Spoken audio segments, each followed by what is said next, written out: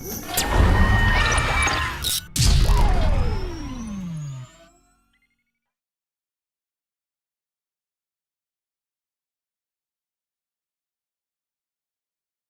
puzzle of identity.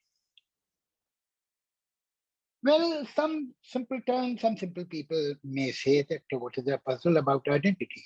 I mean, everybody in my workplace, in my family, in my locality knows that I'm me. I mean, where is the confusion? But that I wish life would have been as simple and identity would have been as simple. It is like looking at the ray of sun that is straight, transparent, but it's white. But when this ray of sun passes through a prism, in the same way, if your simple linear identity will pass through a prism of analysis, you will know that it is not linear, it is not white, it has 7 colors. And these colors are not in watertight compartments, but there are shades. Slowly, one color fades out, another color emerges, and it goes on from color to color. And if you see the opposite ends of the spectrum, they look totally different, incompatible. But the fact is, if you go through the journey of colors and their shades, you will know that this whole range, this rainbow, is totally seamless. Same goes for, say, music. Music has 7 notes, suras, and what we call in our language in Sanskrit, shrutis. Now, shruti is the subtle notes which are between 2 notes, those subtle changes, like the shades of color. A tune is made based on these shruti, these 7 suras, and thousands and millions and billions of tunes have been made in the world, but all of them are on these 7 notes and 7 these innumerable shrutis. But each one of them is different because the combination is unique.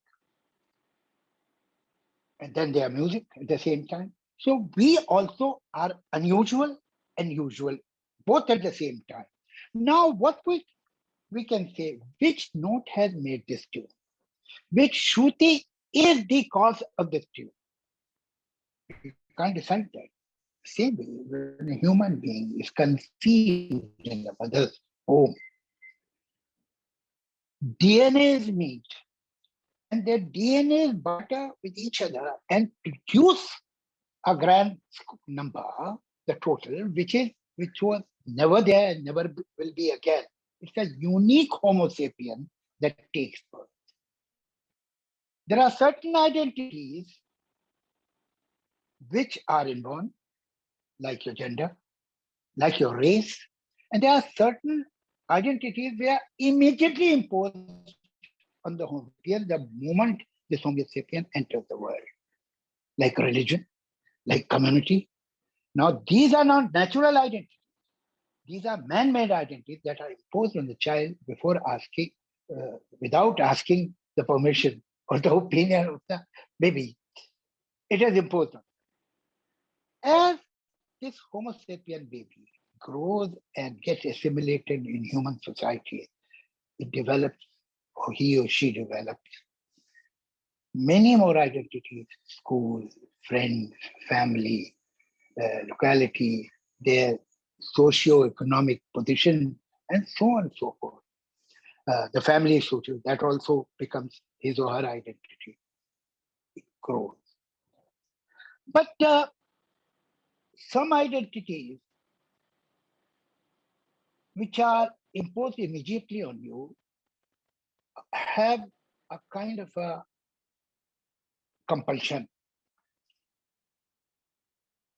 There are choices. You can join a club, not join a club. You can take a particular course, not a way. You may become a doctor, you are an engineer, you can become a musician or a sports person, so on. But by this coincidence that you were born at a certain place, in a certain community, you have been given a religion and a communal identity. It was not your choice. And unlike other identities, uh, you are asked to surrender. You don't have a choice. Like you can decide not to become a doctor and decide to become an architect or something else. But here the compulsion is very strong that this is your identity. Now, what is interesting that whenever religion was started, people who believed in that religion gradually, if you have an identity, you naturally you will be attracted to the identicals. So they made a community. Religion caused the community. Now it is standing on its head over the centuries. Now community causes the religion. You have to follow this religion because you are born in this community. So community becomes the prime thing.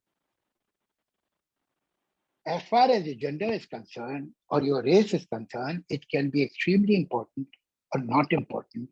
It depends on the outer structure of the society, how privileged or deprived you are because of the race or the gender, how fair or unfair the society is to a particular race, or how privileged that race is in that society, unjustifiably, that will decide the situation in your life.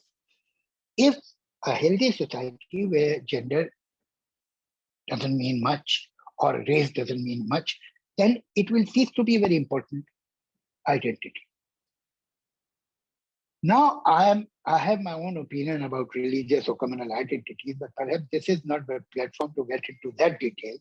But since it is a very important identity of an average person, and particularly in Asia and countries like us, one has to talk about it. First of all, what is my opinion about communal identity or religious identity? We will put it aside for some other day. All right, so you belong to a community, you belong to a religion. Fine, accept it for the time being. These identities have a dangerous side. You see, religion, community, and there is another identity which has been formed, another God. This is the third God, which has been formed in the last 200 years, that is nationalism.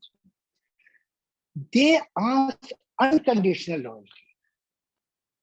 They ask you not to have any right to be objective, not question. And that is a dangerous aspect of this identity. Because as long I believe that identity definitely needs certain benign bias. Without a benign bias, you won't have an identity. But slowly, when it turns into us and done, at the cost of other identities, because there is no particular identity which is the only identity of human being. There are many. You are a student of you are a student of some alma mater, or you are a student, or you are a member of a club, you are a friend of certain people. Maybe they don't belong to your community, maybe they don't, so what? But they are your friends, so they are important. You have a family, you have certain loyalty to your parents, to your children, to your brothers and sisters. You have certain pride about your state, your language. You love your language, your poetry in your language, literature in your you like your festival, and so on. Fine, it has to be there. This is benign. But when it becomes any emotion, any identity becomes malignant, like you need different parts of your body, but if it becomes cancerous, the cell of that particular organ becomes cancerous, then it is dangerous. What is malignant identity? Is that I am good, but they are bad. We are fine, but they are worse. This is malignancy. And we have to be careful about that. Now, this can happen in nationalism also. Sometimes if we look at very objective examples, then we understand better.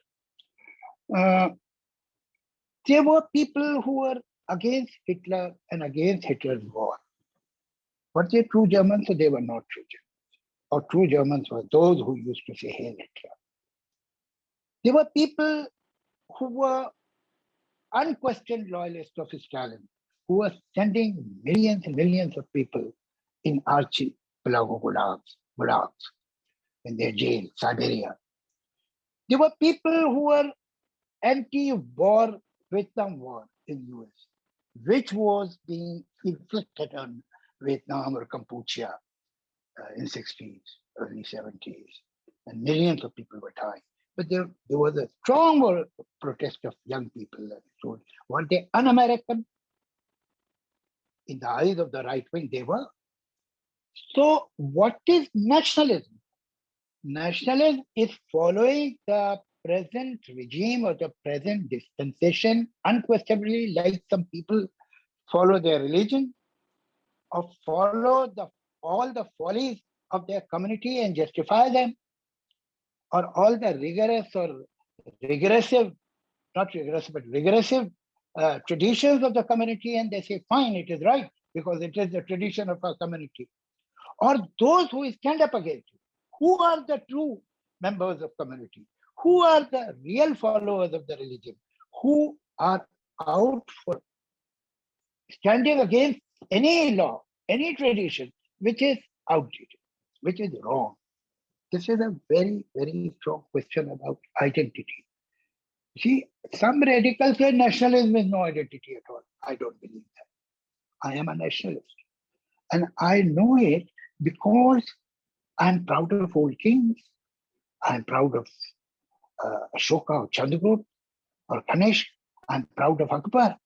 I'm proud of Chola, great empire of Chola. They had how many people particularly in North India know that they even had their embassies in Rome. I'm proud of those artisans who make Taj Mahal and Ajanta and Ellora. I'm proud of Mary Kom. I have met only once for 2 minutes at some airport, but I was proud of her when I had not met her. Now, what is my relationship with Mary Kom? I have not even gone to that state from which she belongs. I have not seen that city where she was born. I don't know her as a person. But the very fact that I'm an Indian and she's an Indian makes me proud. I feel happy. When Sachin used to make a century, I used to feel proud as if it's my achievement. There is something like family, there is something like your state, your language, your culture. The same way there is something like nationalism, because it is one big unit. It is one, maybe not a boat, but a huge ship. All of us are traveling on that ship.